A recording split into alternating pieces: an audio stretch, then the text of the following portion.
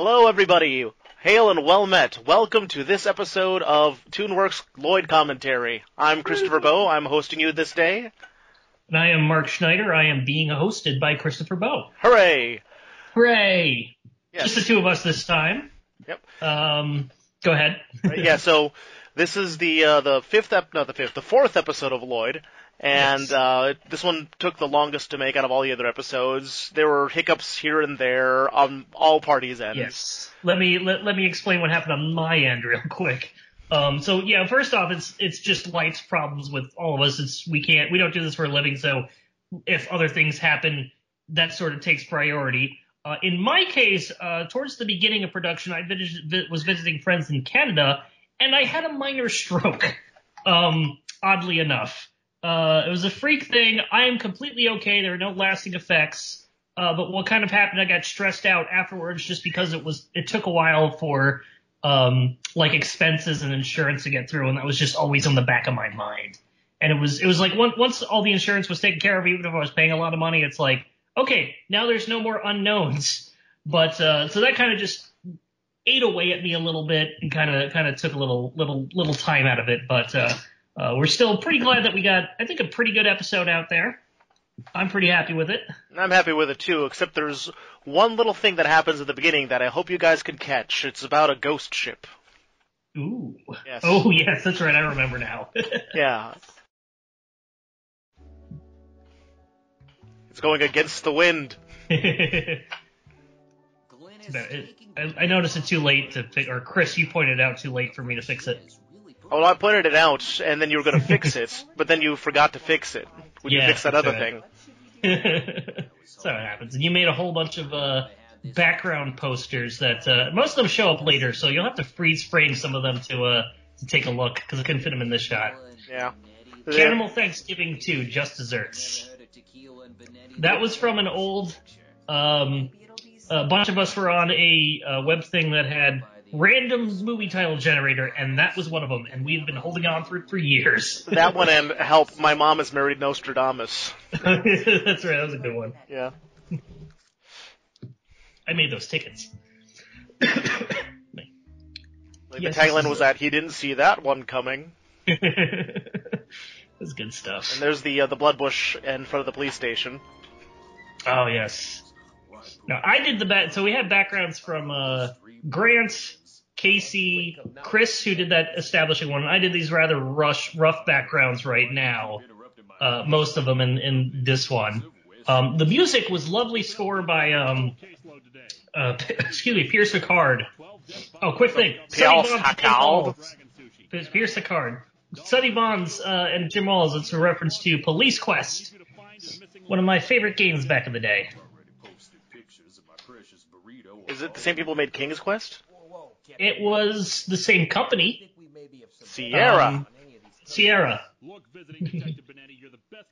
So this is a Tequila and Bonetti fan film. And I did the character models for the humans. One of the big criticisms I got was that how they all have what's the word? Baseball mitt hands. Yeah. I thought it was really cool. I was trying to model a little bit after the character designs in Final Fantasy IX, how they had big mitt hands. Yeah, I actually like the style behind them, with the exception of the fact they didn't really have wrists, so sometimes they went beyond their shirt cuffs. The shirt cuffs were supposed to hide the wrists. Yeah, but then they didn't have any, so it all works. I think this was the first scene I animated, actually. That was. Yeah. Joey did the dog there, Tequila. Is it Vodka is his name? Vodka? Tequila. It's kind of like whiskey, but whiskey passed away, I think, at the end of Old Yeller. Oh, okay. And this was actually fun because I got to do this in widescreen since it's a movie. It's in a 2.39 to 1 aspect ratio, as opposed to 16 by 9. So I got to play around with framing a lot better, and I like using the wider screens just because. Pretentiousness, I guess. During pre-production for this episode, I designed Tequila to be an old dog because I was thinking, does like Tequila Bonetti go on one last score or one last case? And it's like an elderly Tequila and an elderly Bonetti, just dusting off their shoulders and their badges. The SpongeBob superhero characters I remember from like early seasons. They're Mermaid and Barnacle Boy. Yeah, they're in retirement homes and they come out of retirement just to do more stuff. This is so Casey did the backgrounds here. He actually has a couple of pretty funny random signs on the for the menu and stuff like that. It's like, we don't sell these, and it's a hamburger on there. We don't sell these. Hamburger, no.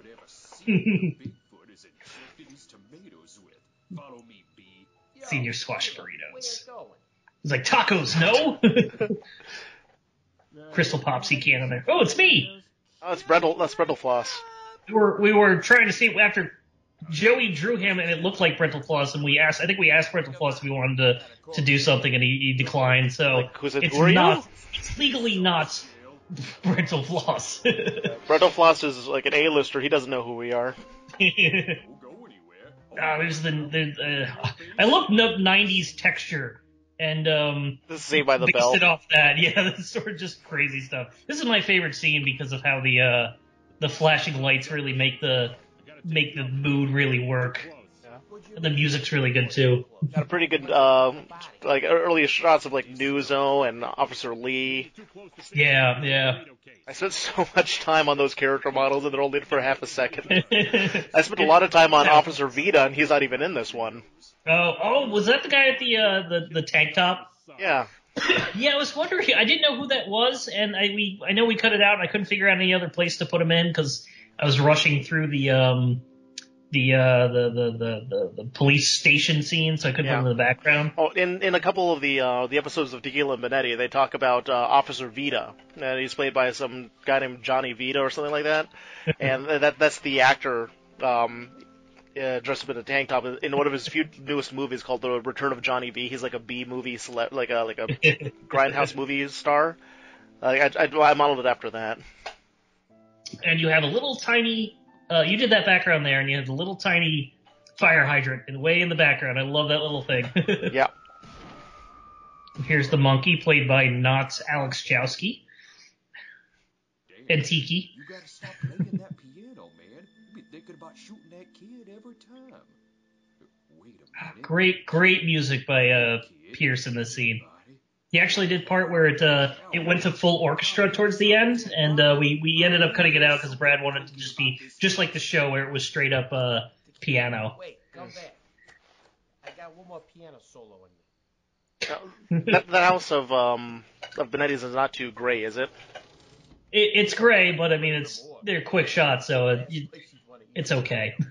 Actually, one thing I noticed that I didn't notice halfway through is that the tongues and the inside of the character mouths are brownish gray. And I thought this was like pinkish.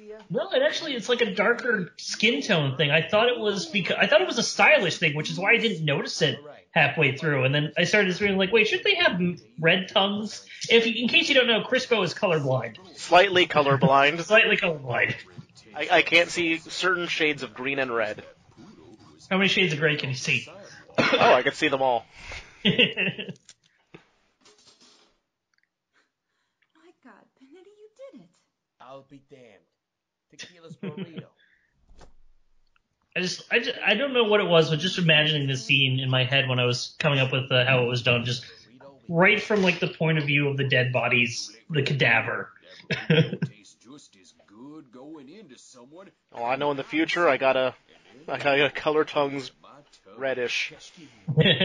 I took like a eyedropper of their skin and kind of changed the hue around a bit, but it was still within the red-yellow spectrum. See, that's the thing, is that I thought it was stylistic, and it works. It honestly kind of works if you don't notice it. Now everybody's going to notice it.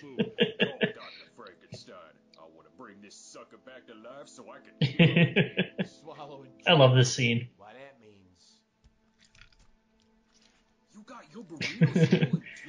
At this point, we forgot to put blood on his arm. Yeah. I went back and did that. Completely forgot that. Yeah. And the ring that he picks up, I modeled it after a ring I saw in Sicily. Not Sicily. Really? On the island of Capri. not Sicily. Crispo is a world traveler, and he apparently stole a ring just so he can model it. Yeah. For the delay on the episode, Mark's excuse was that he had a stroke, and mine was I went on a Sicilian-Italian vacation. Worth it. Totally worth it. Yeah. I think the episode came out great in its own. It's got a couple of things that I wish we could touch up, but time and stuff, we can only do so much. Yeah. And I think it comes, we get a lot in here. We get great backgrounds and great music, and we put our all into this sometimes. But, we have a lot of fun. Donald J. Ducasario, that was just a random joke by, Brad. Just like, put some random name making fun of the producer. And we have what's his face from Maddox from just in the theater just because they had the model with popcorn. Why was I in that movie? What is my existence? He's there for the double feature. Here are the rest of your couple things referencing Wonders of the Universe, our other cartoon. Mm-hmm. I do have several questions. I'm curious as to why you're coming to me with this. I can't copyright your script. And according to the first episode, Wonders of the Universe is in the same universe as Lloyd because of That's the right. Johansson yen.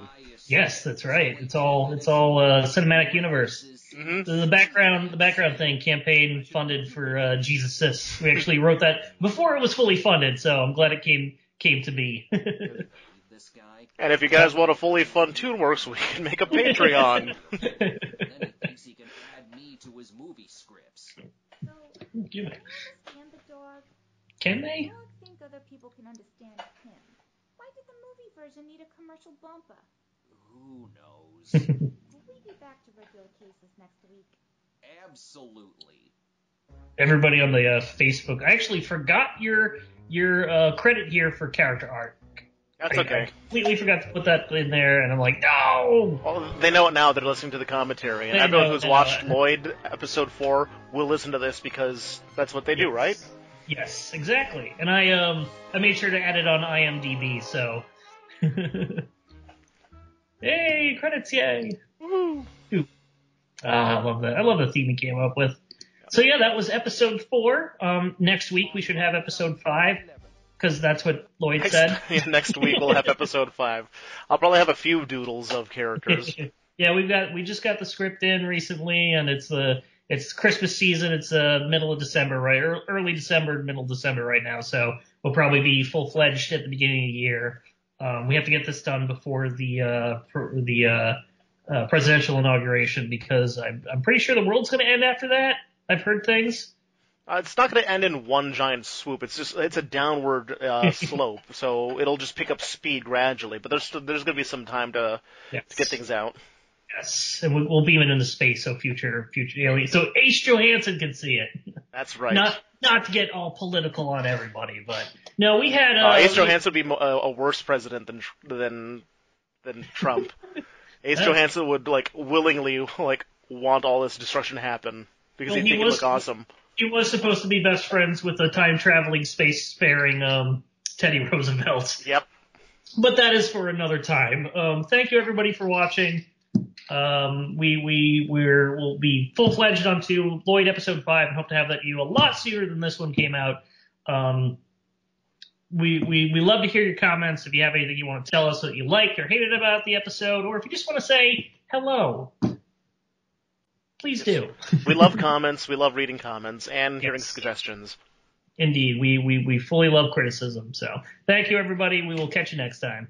Bye-bye. May you all have long days and pleasant nights.